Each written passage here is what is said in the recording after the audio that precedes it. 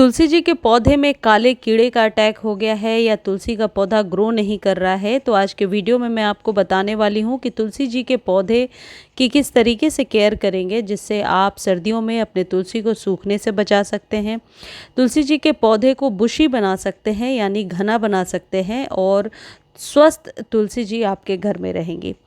तुलसी का पौधा घर में रखना बहुत ही शुभ माना जाता है और तुलसी जी का सूखना उतना ही अशुभ माना जाता है। तो कोशिश कीजिए कि आपके पास जब तुलसी जी का पौधा है तो वह साफ सुथरे और अच्छे जगह पे लगा हो। साफ पानी तुलसी जी में हमेशा डालें।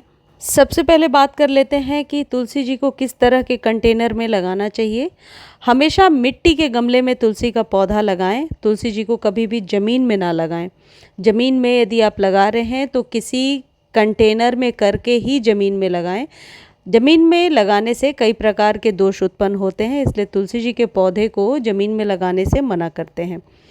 जो कंटेनर साइज़ है वो 8 से लेकर के 12 इंच के बीच का हो सकता है यदि आप टेरेस पर रख रहे हैं या बालकनी में रख रहे हैं। बहुत छोटे गमले में तो तुलसी जी नहीं अच्छे से ग्रो होती हैं, लेकिन 8 इंच के कंटेनर में बहुत अच्छे से ग्रो हो जाती हैं। तो मिट्टी का जो गमला आप ले रहे हैं, वैसे प्लास्टिक के गमले का कोई नुकसान नहीं है। यदि आप प्लास्टिक के गमले में उगाना चाहते हैं बहुत अच्छे से उगा सकते हैं, लेकिन मिट्टी के गमले में कई बार मैंने देखा है कि तुलसी जी के पौधे को संभालना इजी रहता है।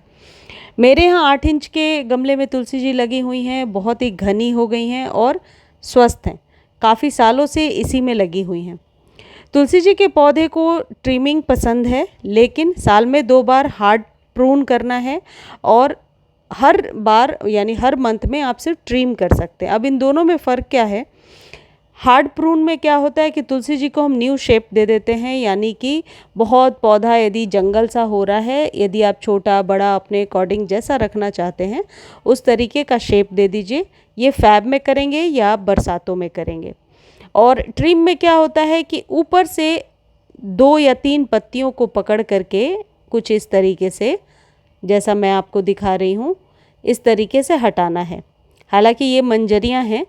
अब मंजरियों की बात कर लेते हैं कि यदि आपके तुलसी जी के ऊपर बीज निकल आए हैं, वो तुलसी जी के बीज होते हैं जिन्हें हम मंजरी कहते हैं, तो तुलसी जी के मंजरियों को बहुत दिनों तक तुलसी जी पर नहीं छोड़ना।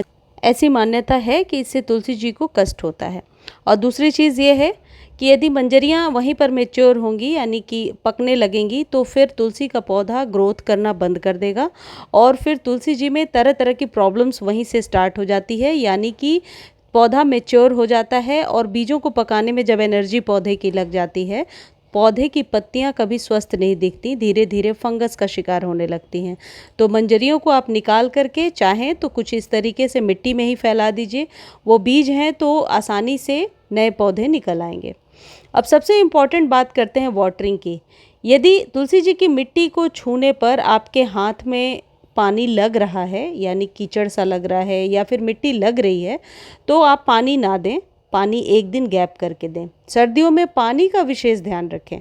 यदि तुलसी जी के पौधे में आप लगातार पानी देते जाएंगे तो पत्तियां मुरझाकर सूखकर गिरने लगेंगी।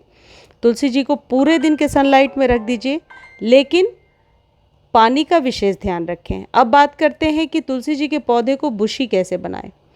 ऊपर से 2 पत्ते यदि पकड़ करके आप कट कर देंगे, जैसा मैंने आपको दिखाया, हाथों से ही पिंच कर दीजिए, तो आप देखेंगे उसके नीचे वाले पत्ते बड़े बड़े और ज़्यादा स्वस्थ नज़र आ रहे हैं। स्टेम भी काफ़ी मोटा होता है जब हम लंबाई को रोकते हैं, और जब लंबाई को आप किसी भी चीज़ की लंबाई को रोकते हो तो फिर स्टेम पर उसका इफ़ेक्ट बहुत अच्छा देखने को मिलता है। स्टेम मोटी होती है, तो जिनके तुलसी जी का पौधा घना नहीं हो रहा है या स्टेम मोटी नहीं हो रही है तो ये तरीका ज़रूर अपनाएं। ऊपर से सिर्फ 2 पत्तों को पकड़ करके पिंच कर दीजिए, जिससे कि आप देखेंगे नीचे वाले पत्ते बड़े और चमकदार निकल करके आ रहे हैं। इस तरीके से तुलसी जी का आप ध्यान रखें। अब बात करते हैं कि यदि काले कीड़े का अटैक हो गया है या किसी भी फंगस का अटैक हो गया है तो आप तुलसी जी को उस चीज़ से कैसे बचाएंगे। यदि घरेलू उपचार की बात करें तो वो भी तरीका मैं आपको बता रही हूँ। दूसरा तरीका ये है कि मार्केट से कोई भी फंजीसाइड खरीद लीजिए। 1 चम्मच फंजीसाइड को आप पानी में घोलिए और तुलसी जी के ऊपर अच्छे से आप स्प्रे कर दीजिए। शुरू में वीक में 2 या 3 बार करें और जैसे ही प्रॉब्लम सॉल्व हो जाती है तो फिर आप 15 दिनों पर 1 बार करें, जिससे कि आप देखेंगे आपको उस प्रॉब्लम से छुटकारा मिल गया है। लेकिन अगला जो तरीका है जो आप अपने किचन में रखी हुई चीज़ से इस प्रॉब्लम को सॉल्व कर सकते हैं, वो है हल्दी। हल्दी का इफ़ेक्ट तुलसी जी पर बहुत अच्छा होता है और हल्दी एंटीबायोटिक और एंटी बैक्टीरियल के रूप में काम करता है। और सबसे बड़ी बात है कि मरते हुए पौधे को बचा सकता है हल्दी।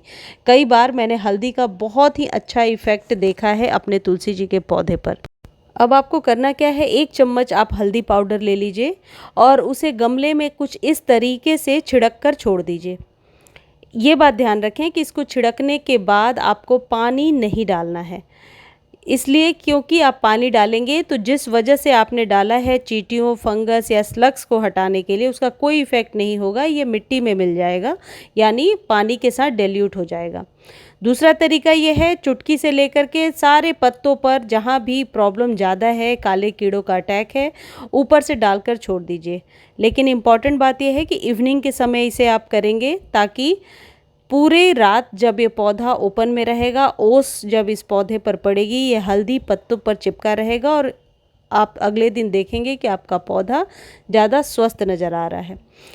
तीसरा तरीका यह है कि उस 1 चम्मच हल्दी को आप स्प्रे बॉटल में डालिए, पानी 1 लीटर डाल लीजिए और बहुत अच्छे से स्प्रे कर दीजिए। पत्तियों को उलट पलट कर स्प्रे कर दीजिए, ताकि जहाँ कहीं भी फंगस या कीड़े का अटैक है वो प्रॉब्लम सॉल्व हो जाए। ऐसा करने से आप देखेंगे कि वीक में 1 या 2 बार आप करें और ऐसा करने से हमेशा आपको अच्छा रिजल्ट मिलेगा। यदि आपके पौधे पर कोई फंगस का अटैक नहीं है, सिर्फ पौधे की ग्रोथ अच्छी नहीं हो रही है, तो आप क्या करेंगे कि पहले आप गुड़ाई कर दीजिए तुलसी जी में। गुड़ाई तो आपको हर 15 दिनों पे करना है। जो अभी करके मैंने दिखाया ये गुड़ाई ही थी। गुड़ाई करने से पौधा स्वस्थ भी रहता है और साफ़ सुथरा रहता है, जिससे कि फंगस का अटैक नहीं होता है। गुड़ाई करने के बाद आप 1 चम्मच वर्मी कंपोस्ट ऊपर से तुलसी जी में डाल देंगे।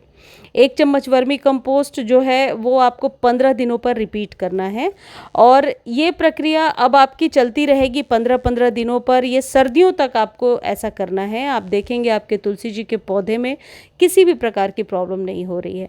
जो कंपोस्ट होता है ये गाय के गोबर वाली खाद हो सकती है, वर्मी कंपोस्ट हो सकता है। इसमें नाइट्रोजन की बहुत अच्छी मात्रा होती है, तो तुलसी जी को जब कभी खाद देना है नाइट्रोजन युक्त खाद दीजिए।